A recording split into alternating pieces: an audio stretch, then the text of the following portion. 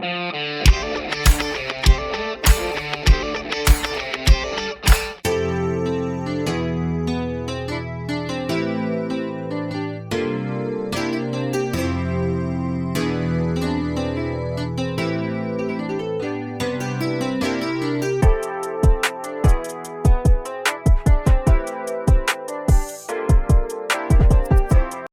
நண்பர்களே, சிட்ரா tax YouTube channel சார்பாக உங்களை அன்புடன் அழைக்கிறோம்.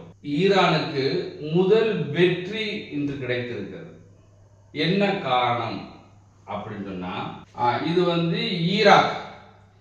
ஈராக்ல விக்டோரியா அப்படின்னு சொல்லி ஒரு படைத்தளம் அமெரிக்கா மற்றும் நேட்டோ படைத்தளம் இங்க இருக்கு. விக்டோரியா படைத்தளம் நேட்டோ மற்றும் அமெரிக்கா ஏரோப்ளேன் அங்கே இறங்க முடியல. காரணம் என்னன்னாக்க, அந்த ஈராக்கில் உள்ள அதாவது அமெரிக்க எதிர்த்து சண்டை போடக்கூடிய படைகள் நிறைய குரூப் இருக்கு.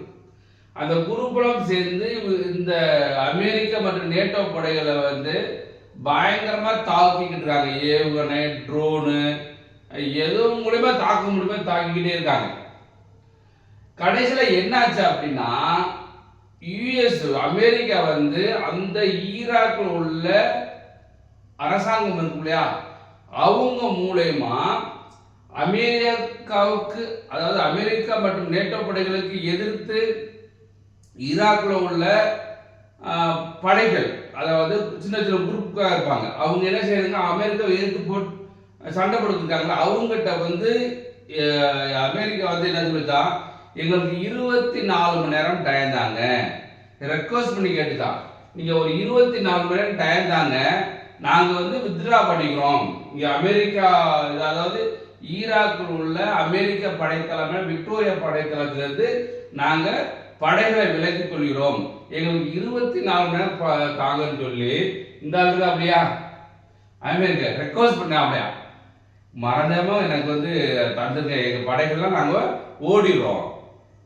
இப்ப என்ன காரணம் சொல்றாங்கனாக்க, நாங்க ஈராக்கிட்ட ஆல்ரெடி நாங்க சொல்லியிருந்தோம், 2026 நாங்க வித்ட்ரா பண்ணிக்க சொல்லியிருந்தோம், ஆனா அதுக்கு முன்னாடியே நாங்க வித்ட்ரா பண்றோம், வாபஸ் வாங்குறோம் அப்படின்னு சொல்லி தன்னுடைய இயலாமைய, நம்ம இதுக்கு மேல ஈராக்ல இருக்க முடியாது, இருந்தா எல்லாத்தையும் கொண்டுருவாங்க அப்படின்னு சொல்லி அமெரிக்காவும் நேட்டோ படைகளும் சேர்ந்து அந்த குழுக்கள்கிட்ட ரெக்வஸ்ட் பண்ணி அந்த ஈராக் ராணுவம், ஈராக் அரசாங்கம் ரெண்டு பக்கம் பேசியிருக்காங்க. ஆனா கண்டிஷன் என்னன்னாக்க, வேற ஏதாச்சும் பண்ணக்கூடாது, கரெக்டா 24 மணி நேரத்துல படையை வித்ட்ரா பண்ணிக்கணும், ஏதாச்சும் வேற ஏதாச்சும் பண்ணினீங்க அப்படின்னா யாரும் உயிரோடு இருக்க முடியாது அப்படின்னு சொல்லி அந்த குழுக்கள், அதாவது அமெரிக்கா படைகளுக்கு எதிர்த்து சண்டை போடக்கூடிய நிறைய குழுக்கள் ஈராக்ல இருக்கு, அந்த குழுக்கள் சொல்லியிருக்காங்க. ஸோ இது ஈரானுக்கு முதல் வெற்றினே சொல்லலாம். ஏன்னா அவ்வளவு ஒரு நெருக்கடியை கொடுத்து இந்த அமெரிக்க படைகளை வாபஸ் வாங்கியிருக்காங்க. முக்கியமான அந்த குழுக்களுக்கெல்லாம் யாரு ஸ்பான்சர் பண்ணாங்கன்னாக்க, ஈரான் தான் ஸ்பான்சர் பண்ணாங்க, அந்த ஈராக்கில் உள்ள அமெரிக்க எதிர்ப்பு படைகளுக்கு.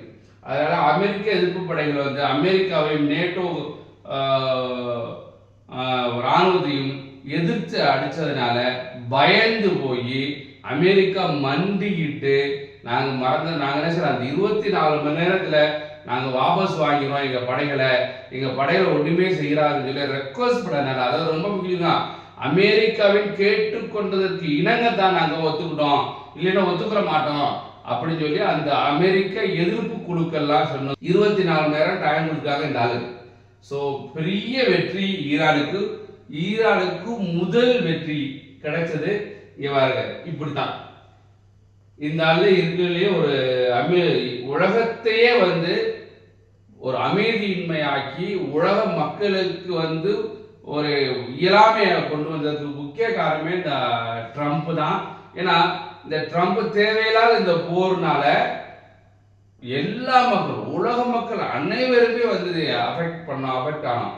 அதனால இந்த படை வாபஸ்னால ஈரானுக்கு கிடைத்த முக்கியமான முதல் வெற்றி அப்படின்னு சொல்லுவோம். ஸோ ஈரானுடைய முதல் வெற்றி கிடைச்சிருக்கு. என்ன காரணமாக, ஈராக்ல இருந்து விக்டோரியா படைத்தளத்திலிருந்து அமெரிக்கா மற்றும் நேட்டோ படைகள் 24 மணி நேரத்துக்குள்ள வாபஸ் வாங்குறோம் அப்படின்னு சொல்லி அமெரிக்கா கேட்டுக்கொண்டதுக்கு இணங்க வாபஸ் பண்றாங்க. இது ஈரானுக்கு பெரிய பெரிய பெரிய முதல் வெற்றி.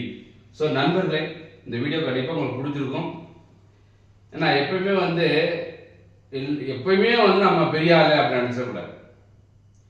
எப்படி நினைச்சா திரும்ப சொல்றத எப்படி நினைச்சாப்ல அப்படின்னா, வெனிசுலாவை ஈஸியாக நம்ம பிடிச்சிட்டோம், அதே மாதிரி ஈரானை பிடிச்சி அதில் வளர்த்தப்புறம் கொள்ளையடிச்சு போகலாம்னு நினைச்சாப்புல இருக்க வளம்புறா போச்சு, மதிப்பு போச்சு, எல்லாமே போச்சு. எவனும் தலை மதிக்க வேண்டாம். அதனால எப்பயுமே யாரையுமே அசிங்கப்படுத்திடக்கூடாது, யாருமே ஈஸியாக இடப்படக்கூடாது. நம்ம சொல்லுவாங்க இல்லையா, ஒரு குச்சி கூட என்னைக்காச்சும் நம்மளுக்கு உதவும். அதனால யாரையும் எந்த சூழ்நிலையும் அவங்களை ஈஸியா மதிப்பிடக்கூடாது. அப்படி இந்த ட்ரம்ப் என்ன சொன்னாப்ல அப்படின்னா,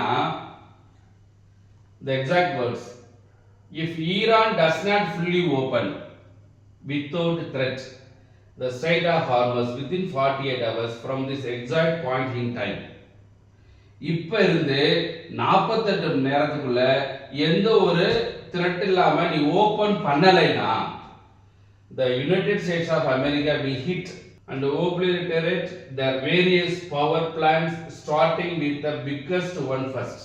என்ன சொல்றாப்ல, நீ இதை செய்யல மவனை செக்கடா அப்படி சொல்லிட்டு ஈரானை வந்து பயமுறுத்துறாப்லையா.